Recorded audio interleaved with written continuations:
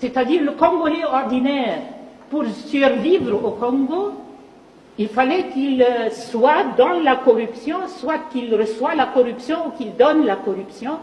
Et avec ça, il est la victime du chaos, mais il est en train de reproduire le chaos avec son comportement, mais son comportement est comme une loi de la nature, il doit faire ça pour survivre.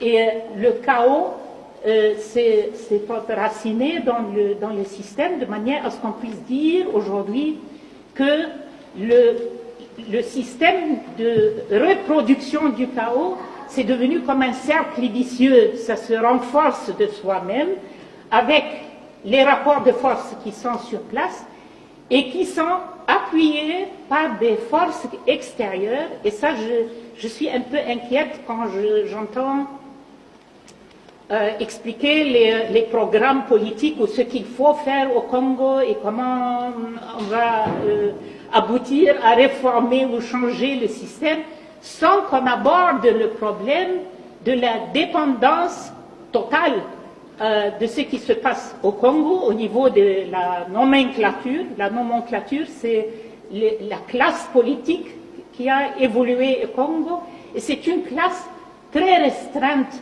Il ne faut pas écouter le discours de opposition, majorité présidentielle, je sais, ils peuvent s'appeler comme ils veulent, mais c'est peut-être 500 personnes ou 1000 personnes qui sont au sommet de ce système, qui se jettent les ballons. Je suis aujourd'hui oppositionnel, demain je suis avec tel. Il n'y a pas de programme, il n'y a rien, il y a simplement, c'est un mangeoire. Et celui qui fait la politique, il veut accéder à ce mangeoire. Point trait. Et il n'y a pas...